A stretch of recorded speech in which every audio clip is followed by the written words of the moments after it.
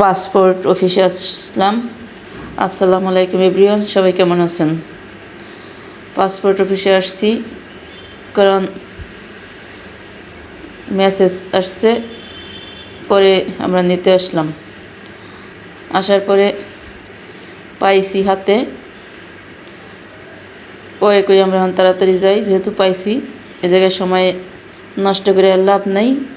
অনেক কষ্টের পরে পাইছি এটা, কারণ 2বার আবেদন করছিলাম। আমার প্রথম আবেদনে ভুল হয়েছিল জন্ম তারিখে, আবার দ্বিতীয়বার আবার আবেদন করা লাগছে, তাও অনেক দিন পর করছি। তারপর জমা দিছি, তারপর এই পাইছি। এখন একটু নিচে নামলাম, কারণ নিচের পরিবেশটা অনেক সুন্দর। যে কয়বার গেছি আমার ছেলে তো দৌড়িয়ে গেট দিয়ে বের হইয়েই দেয় একটা দৌড়, তারপর আইসাই সামনে সামনে দৌড়ায়, কারণ ওই যে লোকজন নাই, একবার খোলামেলা জায়গা, আর খুব ভালো লাগে। পরে আমিও ওনার পিছ দৌড়ে কি আর করবো, কারণ করাই তো কিছু নাই, ছেলে মেয়ে যা করবে তাই করতেই হবে আমাদের। যেহেতু মা হয়েছি, আগে তো আর বুঝতাম না যে মায়ের কি জ্বালা, এখন ঠিকই বুঝতে পারি যে মা বাবা হওয়ার কি জ্বালা। আগে মানুষের তো হাসতাম, ওই কেমন পোলাপান বানাইছে, এখন আমরাই বুঝি যে পোলাপান হইলে কি অবস্থা হয়। পরে আসলাম এই উত্তরা জসিমউদ্দিন, এটা রিক্সায় করিয়া। এখন একটা মার্কেট দেখছে রাস্তার পাশে, মার্কেটটা সাজানো, এখন তো সে ঢুকবে। পরে রাব্বু আবার নিয়ে ঢুকছে, দেখলাম, কিন্তু মার্কেটে তেমন একটা লোকজন নাই, এই জন্য ভালো লাগে না, কারণ দুপুরের টাইম তো, এই জন্য লোক নেই। পরে আমরা একটু উপরে উঠলাম, কই দেখে একটা নাকফুল কিনতে পারিনি, স্বর্ণের দোকান আছে। পরে আর পাই নাই।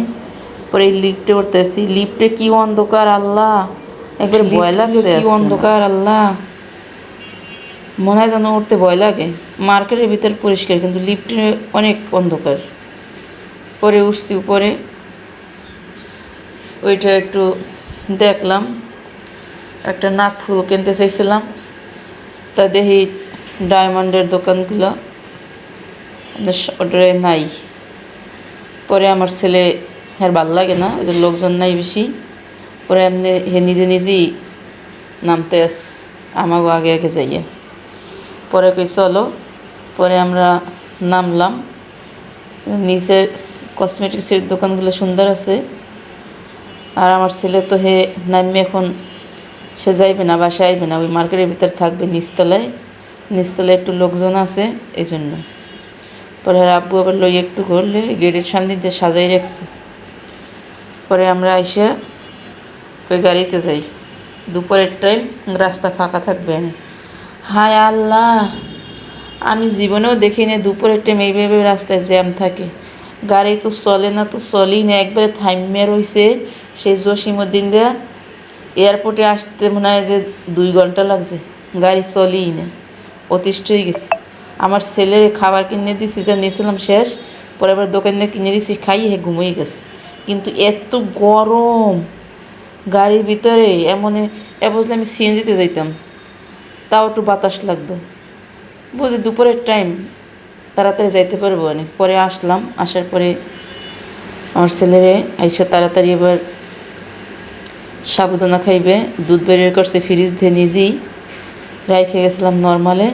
পরে সাবুদানা ভিজানোরও সময় দেয় নাই, ধুইয়া তারপরে তাড়াতাড়ি দিয়ে দিছি, কারণ বাসায় আসতে আমাদের 4টে বাজে। পরে এই দুধ দিতে হয়, এবার দুধ দিয়ে দিলাম। পরে কই খাও, তাড়াতাড়ি রান্না করে দিছি। তারপর আমি এবার গোসল করলাম, গোসল করে নামাজ টামাজ পড়িয়া তাড়াতাড়ি ইফতার বানাই। এদিকে এবার ডাল নামাই রাখছি, তাড়াহুড়ো করে নামাই রাখছি, বুড়ির ডাল, বের হয়েছে খেসারির ডাল, কিছু করার নাই। পরে ইফতার কোনো মতের সাথে বানাইলাম। তারপর আবার আসার সময় দেখছি কি সুন্দর বাঙ্গি, তখন রিক্সা ছিলাম, আনতে পারি নাই। পরে হ্যাঁ আব্বুর কই নিচে যাইয়া বাঙ্গি নিয়ে আসো। হে আবার গেছে, যে কলা নিয়ে এসে, পেয়ারা নিয়ে এসে, আর বাঙ্গি নিয়ে এসে, যেগুলো দেখছিলাম যে কালো কালো, সেগুলো পায় নাই। পরে নিয়ে এসে এগুলো খাইতে তেমন একটা ভালো না, বালি। পরে কি আর করার আছে, এখন খাও, পরে আবার এনে দিব। পরে ইফতার করলাম। এদিকে আবার সন্ধ্যা পরে আবার বের হবো, এই জন্য আমি তাড়াতাড়ি এবার রান্না করছি, ভাতও রান্না করছি, আর তরকারি আছে। আবার এই মাছটা আবার আমি ভাজি করলাম। এই মাছটা আমার অনেক পছন্দর। পরে রান্না টান্না কইরে কি আর করবো আমরা, আমার ছেলে সে এখন বাহিরে যাইবে। এদিকে এবার ইফতার বানাইতে অনেক দেরি হয়ে গেছে, বুট আর খাইতে পারি নাই, চুলায় দিয়ে রাখছি ইফতারের পরে। কারণ যে তাড়াহুড়ো করে বানাইছি, সময় শেষ, সময় নাই, পরে ইফতার করে ফেলাইছি আমরা।